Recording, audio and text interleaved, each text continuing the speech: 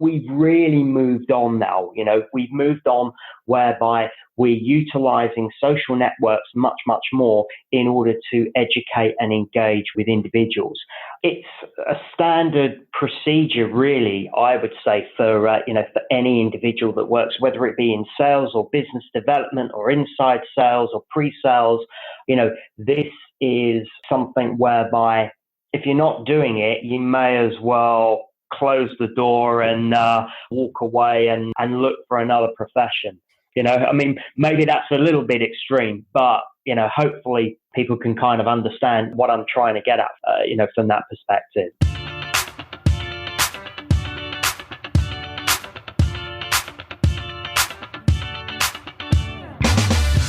Hey y'all, welcome to Selling with Social, the podcast that helps marketers increase marketing qualified leads, sales reps to shatter sales results, and sales leaders to grow as leaders. Each show, we interview sales, marketing, and social media practitioners, leaders, and influencers to help you connect, close more deals, build stronger relationships with clients, and improve your sales productivity. I'm Mario Martinez Jr. You're now listening to Selling with Social.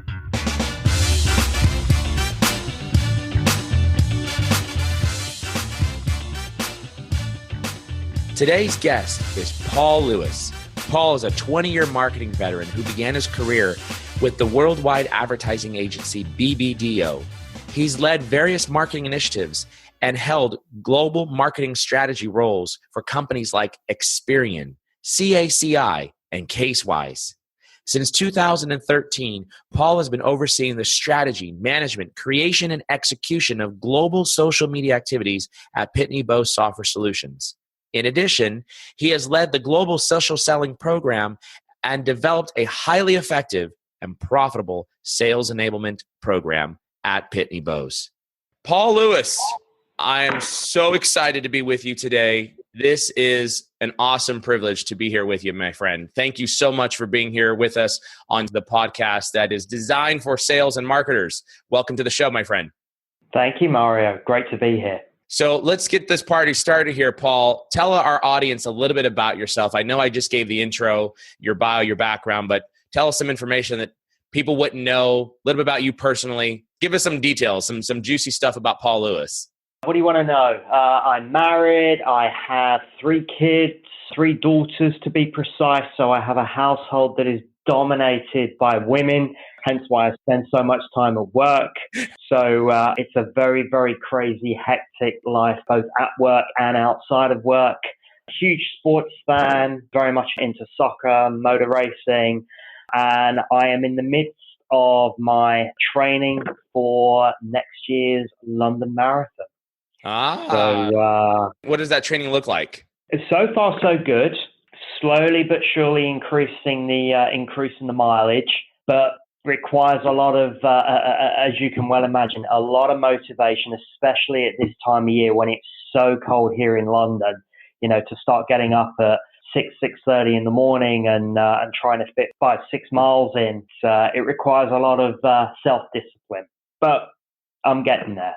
Well, the self-discipline part, you're no stranger to, especially with some of the roles and responsibilities that you have at the current organization, Pitney Bowes, leading global marketing, social media marketing strategies and social selling. So this is probably not unfamiliar territory, I would imagine, right? Exactly. Good. Well, listen, our audience here is joining us to really understand this thing called social selling. You and I both know we're both champions of social selling. We're both champions of engaging our audience in a very different way. But do us a favor. Why social selling? Does it work? And obviously, this is coming from the perspective of someone who's leading the global rollout and implementation and strategy for deployment with the sales organization and teaching them how to leverage social selling. So talk to me about that. Why social selling? Does it work? Does it work? The answer to that is a definite yes. I can testify to that personally. Why social selling? Look, I could talk for hours on this subject, to be quite honest with you. So many people are now using social media in order to carry out research, and be more informed on a particular product or a service or a solution. The best way that I can sum this up, actually, and it's not really a business context, but it was probably about a year and a half ago now. My wife was looking to buy a new car. She kind of narrowed her search down to 3 particular automotive manufacturers.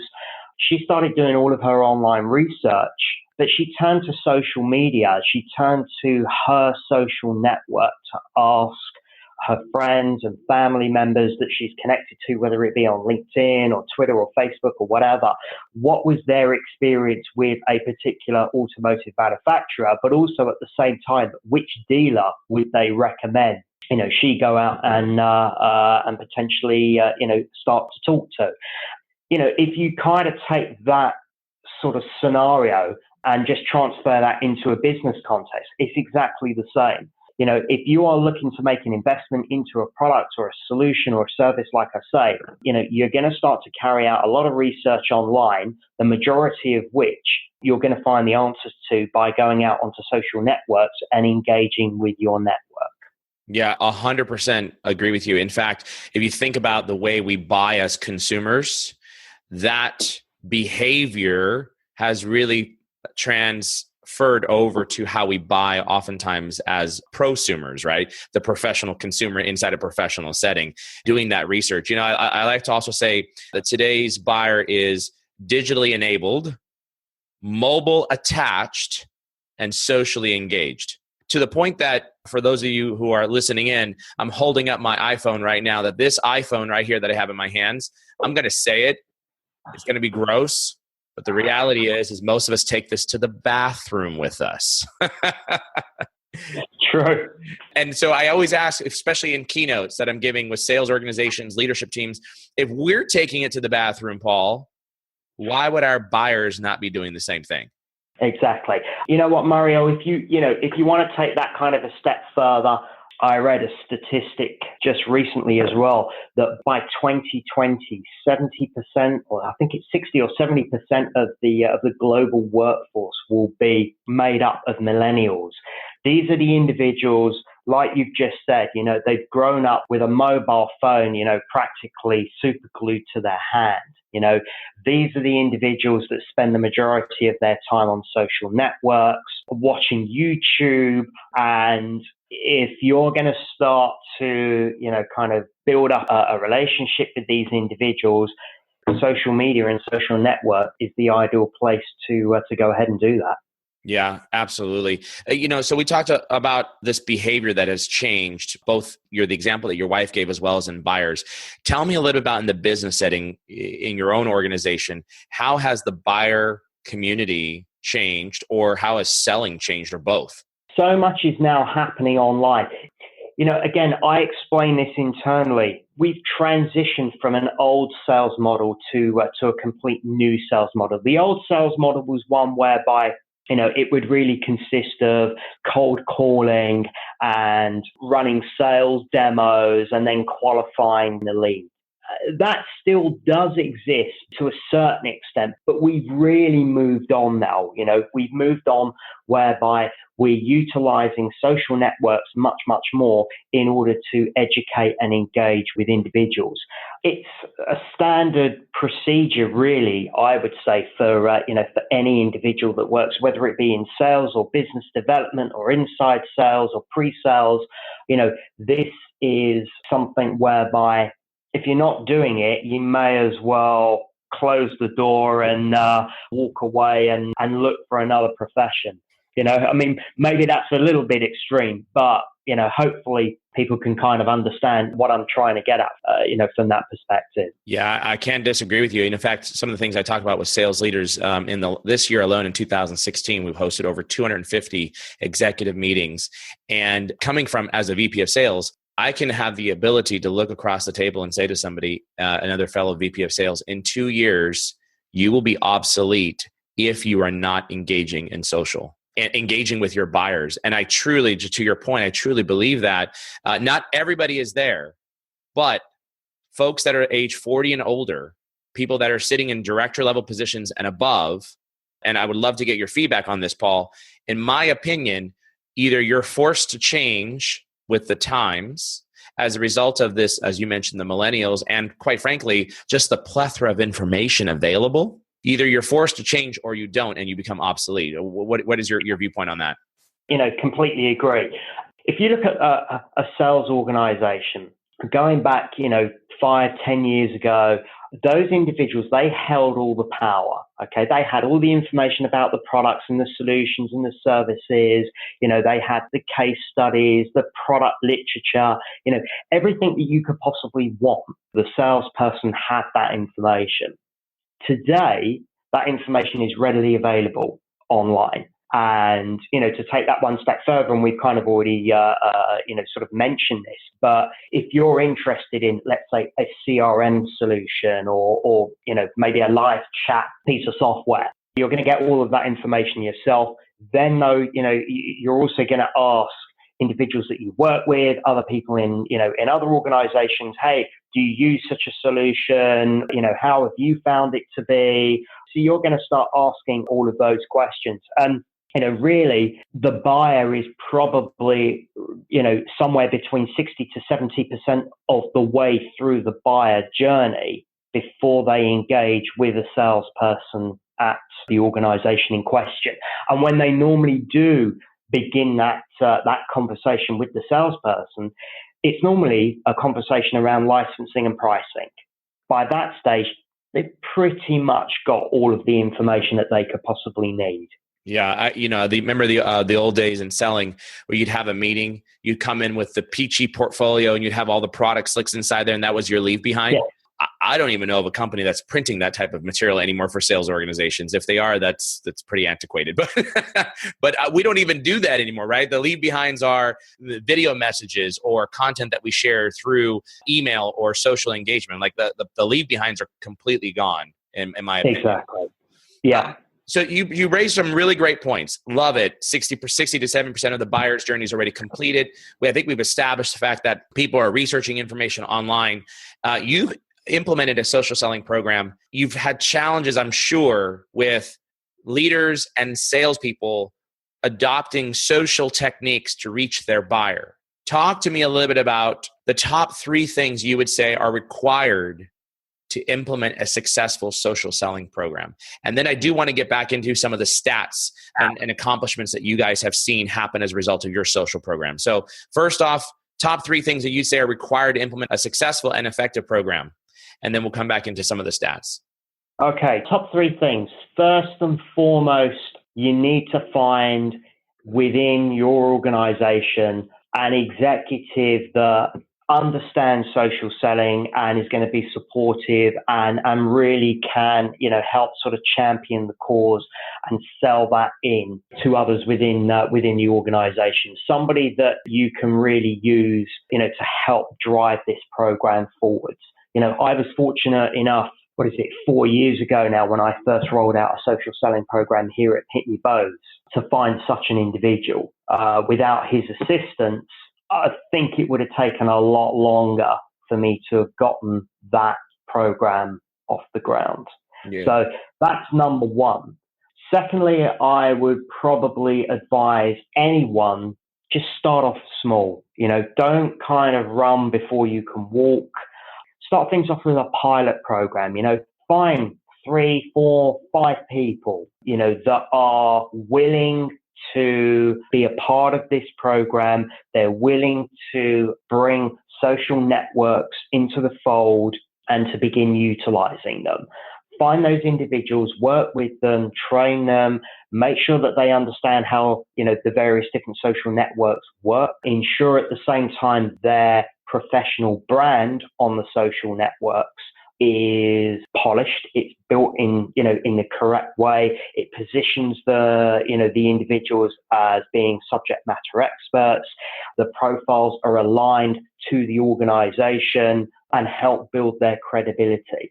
So that's kind of a big number 2, but that's definitely something that you should do when kickstarting this program. Start small, and slowly but surely you can begin to expand from there. The third item I would say, have a mechanism in place whereby you can begin to record and measure your social selling efforts.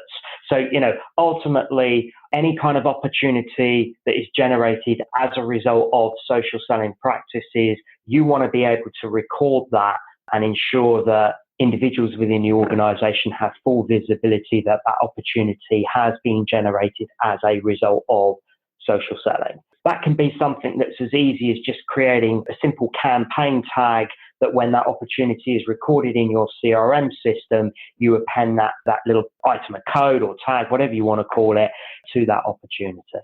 I want to come back on that third point there. You mentioned to find that sponsor was one of the first ones. I totally agree with you.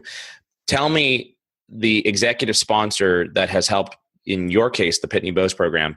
What, I think you said he, is that correct? Correct, yeah. What has he done to help drive the use of social networks for sales prospecting? What is that person's role, the executive sponsor? So the executive sponsor that I was working with at the time of launching the program was a senior individual in a sales role. He was heading up, I think it was our EMEA or European operation back then. He understood the value that social networks played in terms of assisting, and playing a part of a sales enablement program. And he really helped me to kind of cascade that information to other senior execs that sat, either on a similar level or individuals that, sort of reported into him, that he was able to get me an audience with those folks. I was then obviously able to, sort of articulate the importance of social selling, the role that social media and social networks plays in a sales organization, a sales operation. And I think ultimately the sponsor, he had and still does, the ability to actually bring together budget and finance to fund the program. So if you launch your social selling program and a little way down the line, you're going to make the investment. And when I start talking about investment here, I mean, bringing on board LinkedIn Sales Navigator licenses, that's where you obviously need that business justification to say, okay, if we are able to get a budget together and buy in 10, 50, 25, or, however many licenses it is, this is potentially the ROI, the return on investment that we could see. So the sponsor acts in a number of different roles, and without that sponsor, you're only going to get so far. So you've really got to find the right person and ensure that you work with them right away, down the line. Even once you've got your program off the ground, even when it's running, quite smoothly, you're still going to need that individual there at some stage. For me, it was ideal. I started a social selling program off specifically within the software business at Pitney Bowes. Other organizations then started to show an interest once the software business started to generate opportunities and they were, demonstrating a return on the investment. There were senior execs in other lines of business that were showing an interest but weren't necessarily ready to commit to, let's say, putting their hand in their pocket and funding a program. And that's where the sponsor came in to help me sell the program into other lines of businesses. And in your social selling program that you guys have implemented for the global sales workforce, and I think you guys are still rolling that out right now in terms of training. Correct. Yeah. So is it just LinkedIn, or are there other social tools and platforms that you're teaching how to engage on? I would say, if I look at our social selling program here at Pitney Bowes, it's predominantly built around LinkedIn. That is, the world's number one B2B social network. Having said that, though, from time to time, we do bring into the fold, the likes of Twitter, the likes of Facebook. There's lots of information out there. I've had it on occasions whereby, in fact, I had a great story whereby there was one particular individual that a colleague of mine was targeting. We found him on LinkedIn. He had a great profile, lots of information on there. But I also found that he had his Twitter handle listed on his LinkedIn profile page. And when I clicked through on that, I was able to find out even more information about him than what had been already listed on LinkedIn.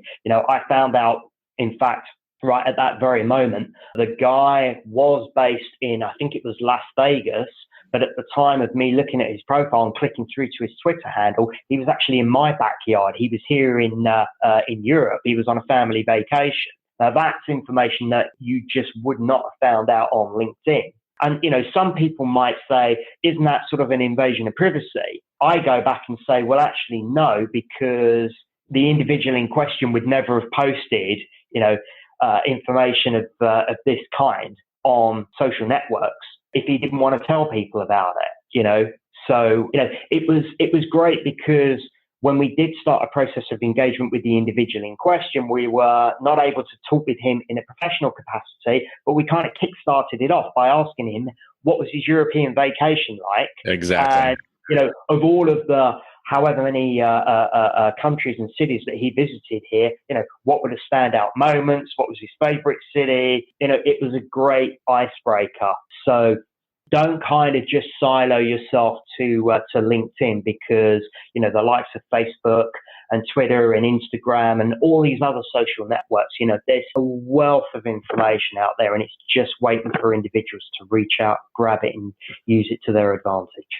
Yeah, totally agree with you. And I think when you think about those social networks, the more on the personal side of things, like the Facebook personal and potentially even leveraging Twitter. Many people leverage Twitter for both personal and professional. Where I think reps get a little squirrely over is, well, how far is too far in terms of personal information? Well, I probably wouldn't print off the picture of the buyer's daughter and say, oh, you have a beautiful daughter. Like that's probably a little weird. Yeah. Yeah. I would like to think that, folks that sort of venture down this social selling route anyway are savvy enough to know that there's that line, where it is. You don't cross that line, in your example, you're not going to start, talking about the individual's kids and birthday parties and things like that. So, yeah, no, but to your point though, using the UK trip, that was a great icebreaker. And I go back to in the old days of selling. One of the things that we used to be trained to do when we walked into a person's office was the first thing that we were looking for is the big fish on the wall, the picture of them with their family behind their desk, right? You're looking for something that allows you to, what you just said, create the icebreaker or have an icebreaker to have a conversation about them and their personal life and personally, not just get straight into business. And usually what happened is at the first 10 to 15 minutes of a 1 hour meeting in the old days was spent about getting to know one another, right? Yeah. As opposed to now in the era that we live in, where companies are cutting off millions and millions of square feet of real estate and putting everybody in a work-at-home scenario. Many of our meetings as salespeople are actually happening virtually. So you don't have the opportunity to look for the big fish on the wall with the kids and behind their background and their desk. And even if you do have a face-to-face, what we're finding is that many of those meetings are happening in conference rooms where it's not the person's office, because guess what? They don't even have an office, right? They're in a cube. So to your point, teaching your sales reps how to leverage these personal networks like Facebook or Twitter or Instagram to be able to kickstart conversations like, hey, I saw that you were in the UK. How was that trip, right? That's different than saying, hey, I saw that you were in the UK with your daughter, son, wife, and that you were located at the monument at such and such. And by the way, she has a great smile. Like that's one too many steps there. So no, I get that. I want to go back to, you've had this program for a couple of years. You're still rolling it out. You had the executive sponsor and everybody has now bought into this, that this is the way to go. What have you seen in terms of results? Many sales leaders who are listening right now, or sales enablement leaders who are listening, want to understand, show me the money. Tell me the results. Talk to us a little about that. We started to see results. So I kicked this program off originally. It was 4 years ago, actually, around about 4 years ago today, roughly speaking. We started to see the first results probably, I would say, 4 to 5 months in. So, first and foremost, I would say you're going to, kickstart this social selling program within your organization. Don't expect, to see results immediately. It's possible. You never know. But it takes time. And everybody that's going to be a part of this program and the senior execs that buy into it need to realize that as well. This is not going to be an overnight success. It takes time, but, if you invest the time and the energy, it will pay dividends. You will begin to see the results. So at Pitney Bowes, like I say, probably I would say sort of 4 to 5 months in was when we saw the real sort of first results as a result of the program. We have then, as the program has expanded, seen a greater revenue generation numbers as a result of the program. So 2013 was relatively successful. I think at the end of 2013, we probably, having started with around about 5 or 6 individuals on the program, concluded the first 12 months with around about sort of 40, 45 people as part of that program. We generated in that first year $2 million in revenue at the end of year one. Was that $2 million in closed won or open pipeline? That was closed won. Wow. Congratulations. And then that success continued into 2014 and 2015. I have to admit, 2016, our numbers have been slightly down compared to previous years. Slackers. Having said, but I hasten to add, the pipeline that we have generated this year is probably 3.5 times greater than what we've seen, last year. And a lot of those opportunities that are in that pipeline are scheduled to close.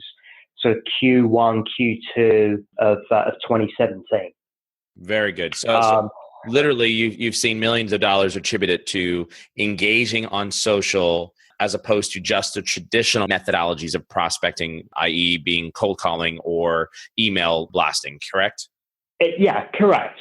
Okay, very good. We're coming close on time here, so I want to make these last few questions and commentary brief here, but tell me about how you've been able to drive adoption. There's one thing to train salespeople and say, this is what you need to do. This is where the world is coming to. This is what's happening. And then there's another thing to be able to help reinforce that through gamification strategies or those types of things.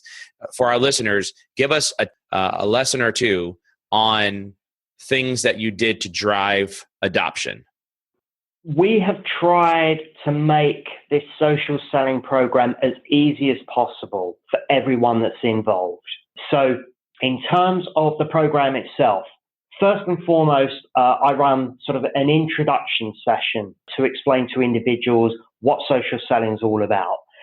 Secondly, I go into a little bit of detail then around about what the social selling program within Pitney Bowes looks like. I go through some of the success stories. So I've got, sort of case studies that I can talk about, which will resonate with the folks that I'm training. From there, it's a case of working with them, and I mentioned this earlier on, about building out their LinkedIn profiles, optimizing their profiles, and also, doing exactly the same with other social networks potentially that they're going to be utilizing. If they're then really going to become part of this social selling program and they're going to be assigned a LinkedIn Sales Navigator license, then there's obviously the training around that. Within Pitney Bowes as well, we've got a hugely successful employee advocacy program. So everybody that is part of the social selling program at Pitney Bowes is also enrolled into that advocacy program. So we have a whole host of content. It's not just Pitney Bowes content, it's third-party content as well. So, imagine if you are a salesperson who is focused, let's say, on North America and in specific, the insurance sector.